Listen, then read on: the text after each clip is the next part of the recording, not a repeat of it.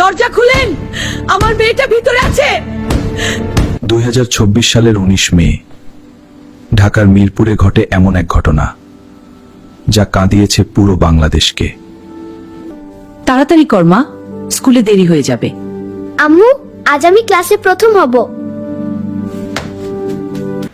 পাশের ফ্ল্যাটের ভাড়াটিয়া সোহেল রানা বাইরে স্বাভাবিক হলো মানুষ মনে হলেও, রামিসা এদিকে আসো, তোমার জন্য চকলেট রেখেছি।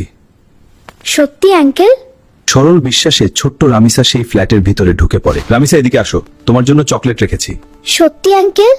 সে জানতো না সামনে অপেক্ষা করছে ভয়ঙ্কর কিছু। রামিসা, মা কোথায় গেলি?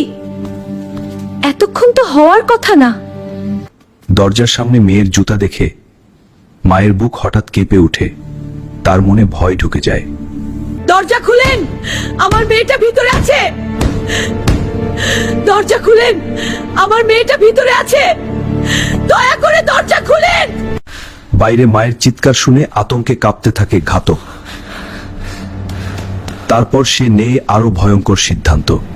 দরজা ভাঙেন, নিশ্চয়ই ভিতরে কিছু হয়েছে। এতক্ষণ দরজা খুলছে না কেন? কিছু একটা হয়েছে ভিতরে, এখনই ভাঙো।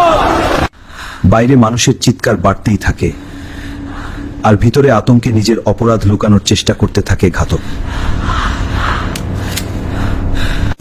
সবাই দরজা ভাঙার চেষ্টা করার আগেই গ্রিল কেটে জানালা দিয়ে পালিয়ে যায় সোহেল রানা।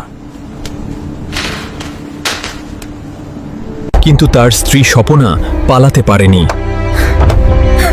জনতা তাকে আটকে পুলিশের হাতে তুলে দেয়।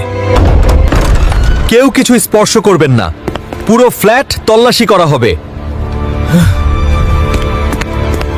প্রযুক্তির সহায়তায় মাত্র 10 ঘন্টার মধ্যেই নারায়ণগঞ্জ থেকে ধরা পড়ে প্রধান আসামি।